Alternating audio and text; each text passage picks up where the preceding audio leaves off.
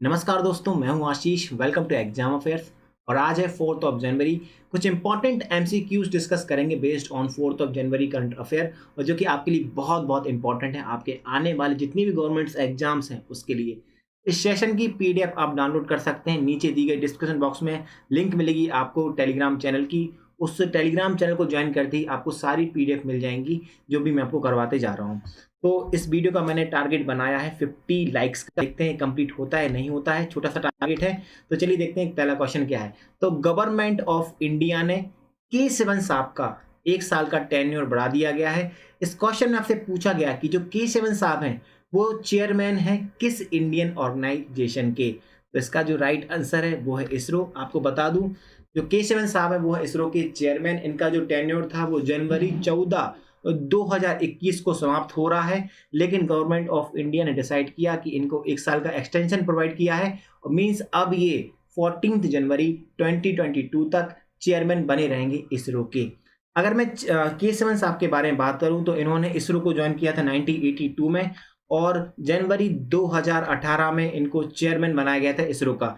तो मीन्स 19, 20, 21 तो लगातार 3 साल से ये चेयरमैन का पद संभाल रहे थे इसरो का। और मीन्स अब इनका 1 साल का टेन्योर और बढ़ा दिया गया है। मीन्स अब लास्ट अभी जो आने वाला 1 साल और है ये बने रहेंगे चेयरमैन ऑफ इसरो। तो अगर मैं K7 साहब की और बात करूं तो उनको हाल ही में अभी डॉक्टरेट की डिग्री दी गई है, और ये जो डिग्री है वो मिली है BTU से। अगर BTU की बात करूं, ये है BTU, विश्ववरीय टेक्निकल यूनिवर्सिटी ने ये डॉक्टरेट की उपाधि दी है K7 साहब को। और ये जो डिग्री प्रेजेंट की है वो कर्नाटका के गवर्नर बाजू भाई बाला ने प्रेजेंट की थी K7 साहब को। तो ये अभी हाल ही की न्यूज़ है जो मैं आपको डिस्कस कर रहा हूँ कुछ दिन पहले की, राइट। अगर मैं इसरो की बात करूं तो इसरो ने अभी हाल ही में 42nd कम्युनिकेशन सैटेलाइट अभी लॉन्च की थी, और ये थी इसरो की 42nd सैटेलाइट। और CMS-01 करके एक सैटेलाइट थी जिन्होंने अभी हाल ही में दिसंबर के महीने में ये लॉन्च की थी इसरो ने। अगर मैं हेडक्वार्टर के बारे में बात करूं इसरो का, तो हेडक्वार्टर है इसरो का बेंगलुरु कर्नाटका में। चलिए बढ़ते हैं दूसरे क्वेश्चन की ओर। IFSCA क्या है? International financial service central authority, right. और IFSCA बन चुका है एसोसिएट मेंबर ऑफ IOSCO। तो अब पूछा गया कि international organization of security commission IOSCO का हेडक्वार्टर कहाँ पर है। तो इसका राइट आंसर है मैड्रिड, स्पेन में। बात करते हैं, जैसे कि सेबी हमारा सिक्योरिटी मार्केट रेगुलेट करता है, स्टॉक मार्केट रेगुलेट करता है SEBI, security exchange board of India, जिसको अजय त्यागी जी देखते हैं, चेयरमैन है अजय त्यागी जी सेबी के। तो ये है सेबी हमारा भारत का सिक्योरिटी बोर्ड है। उसी तरह IOSCO ये है world security market regulator. Mean जितनी भी वर्ल्ड की जो एजेंसीज हैं डिफरेंट कंट्रीज की, उसको रेगुलेट करता है IOSCO। और international financial service centre authority IFSCA associate member बनाया गया हाल ही में IOSCO का, जिसका हेडक्वार्टर है मैड्रिड, स्पेन में। अगर मैं IFSCA के बारे में बात करूं, इसके जो चेयरमैन हैं वो है इंद्रजेती श्रीनिवास जी, और इसका जो हेडक्वार्टर है वो है गांधीनगर, गुजरात में। बढ़ते हैं अगले क्वेश्चन की ओर। तो हाल ही में एक ऑर्गेनाइजेशन है, एक बैंक है, जिसने 10 मिलियन US डॉलर का लोन दिया है हिमाचल प्रदेश के लिए, राइट, फॉर हॉरिकल्चर। तो आपको बताना है किस बैंक ने ये लोन दिया है हिमाचल प्रदेश को। इसका राइट आंसर है एशियन डेवलपमेंट बैंक।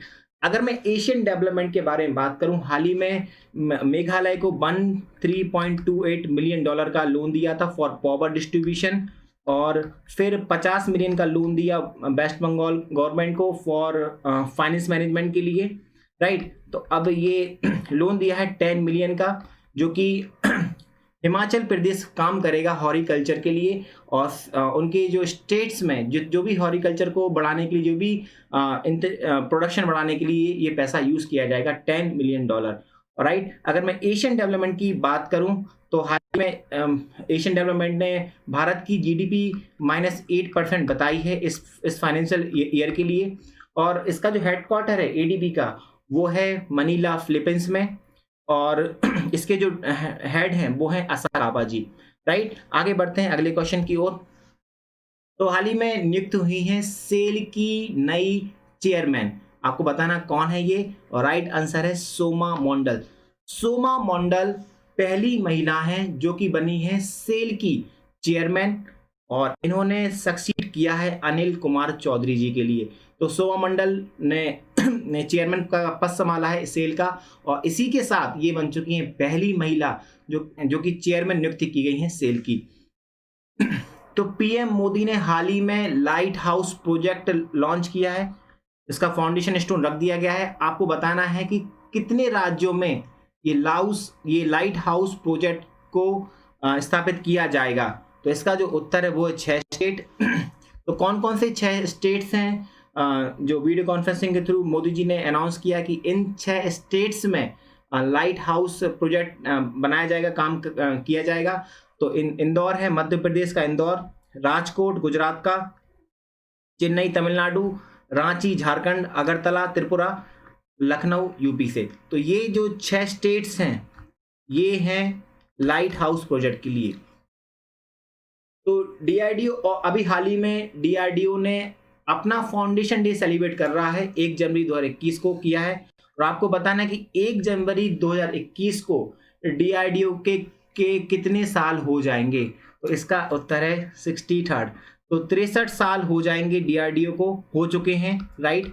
63 साल हो चुके हैं डीआरडीओ के लिए, और 1 जनवरी 2021 को डीआरडीओ ने कंप्लीट किए हैं 63 साल। तो डिफेंस रिसर्च डेवलपमेंट ऑर्गेनाइजेशन, और आपको पता है जितने भी इंडियन आर्म्ड फोर्स के प्रोडक्ट हैं वो डीआरडीओ ही बनाता है, चाहे वो टैंक हो चाहे वो मिसाइल हो, सब कुछ DRDO he in house build करता है इसके लिए। और जैसे कि अभी हाल ही में टॉरपेडो का प्रोडक्शन लॉन्च किया है वरुण अस्त्र का, तो कुछ न्यूज मैं आपको बता देता हूँ। कुछ और भी मिसाइल लॉन्च की पिनाका वगैरह, तो ये सब डीआरडीओ ने ही की हैं। तो डीआरडीओ का जो हेडक्वार्टर है वो न्यू दिल्ली में है, और सतीश रेड्डी हैं डीआरडीओ के chairman. Who has been appointed as a new chairman and CEO of railway board. तो अभी हाल ही में नए चेयरमैन और सीईओ नियुक्त किए गए हैं रेलवे बोर्ड के, और इसका जो आंसर है वो है सुनीत शर्मा। सुनीत शर्मा को नियुक्त किया गया है appointment as a new chairman and CEO of railway board. इन्होंने टेक ओवर किया है विनोद कुमार यादव जी के लिए, राइट। तो अब नए चेयरमैन बने हैं सुनीत शर्मा जी, और अब ये संभालेंगे चेयरमैन एंड सीईओ का पद ऑफ रेलवे बोर्ड का। एक और क्वेश्चन है एशियन डेवलपमेंट बैंक की ओर से। हाल ही में एशियन डेवलपमेंट बैंक ने $231 मिलियन का लोन दिया है किस स्टेट के लिए for electricity generation. Right answer is Assam, right. तो असम को ये लोन दिया गया है। एशियन डेवलपमेंट बैंक ने $231 मिलियन का लोन दिया है असम के लिए, और असम ये जो पैसा है वो यूज करेगा इलेक्ट्रिसिटी जनरेशन कैपेसिटी में।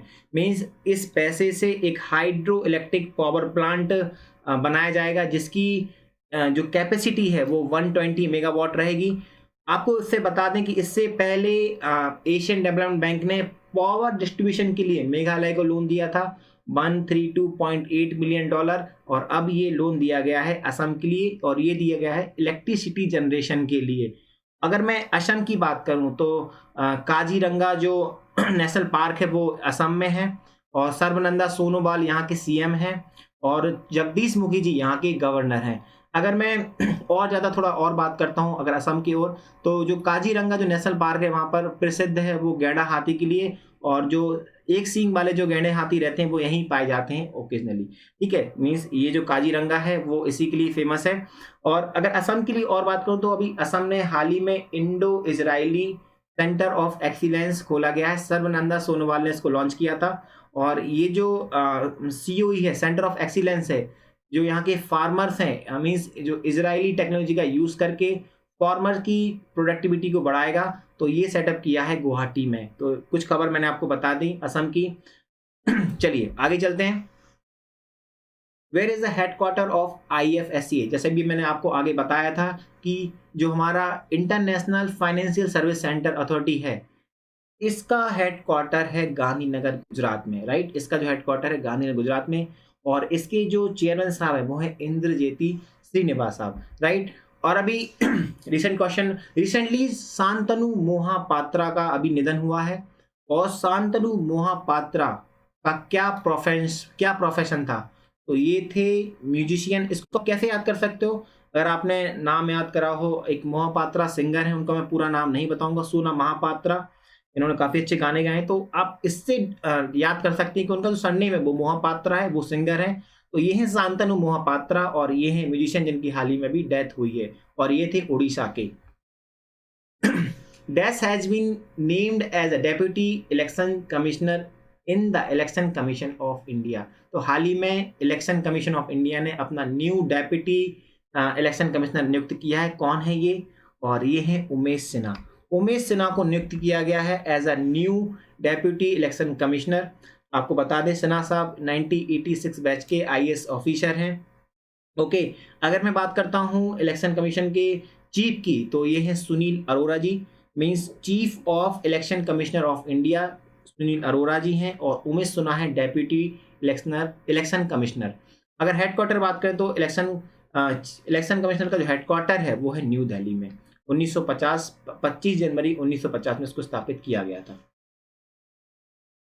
ये जो किताब है जिसका नाम है वाना मास्टर क्लास, और बाना मास्टर क्लास, ये किताब किसने लिखी है आपको बताना है।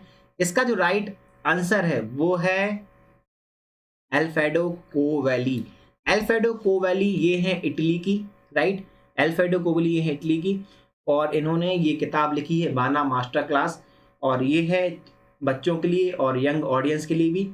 बेसिकली इस किताब में क्या बताया गया है, कुछ गणपति जी की कुछ कहानियां बताई गई हैं जो आपने पढ़ी होंगी, चूहों के बारे में, या जो भी कुछ पुरानी जो मीन्स हमारी जो हिंदू माइथोलॉजी है उसमें जो गणपति जी की पूरी स्टोरीज हैं इस किताब में डाली गई हैं। तो ये है इटली की अल्फ्रेडो कोवेली, और इन्होंने गणपति जी के ऊपर एक बढ़िया सी किताब लॉन्च की है जिसका नाम है बाना मास्टर क्लास। आपको ये कंट्री का नाम याद रखना है, ये पूछ सकता है आपसे, और इनका नाम है Alfredo Covelli. The book narrates the story of Ganesha looking for a new vahana to accompany him to all the great adventure and around the cosmos। तो अगर आपको वीडियो पसंद आई हो तो प्लीज़ इसको लाइक करना। 50 लाइक्स का मैंने टारगेट रखा गया है। कुछ जल्दी मैंने आपको करंट अफेयर पढ़ाई है ताकि आपकी जल्दी से आपको कम समय में आपको ज़्यादा से ज़्यादा करंट अफेयर पढ़ा सकूँ। तो अगर आपको वीडियो अच्छी लगी तो चैनल को सब्सक्राइब कर लेना, वीडियो को लाइक कर लेना। मिलते हैं अगली वीडियो में।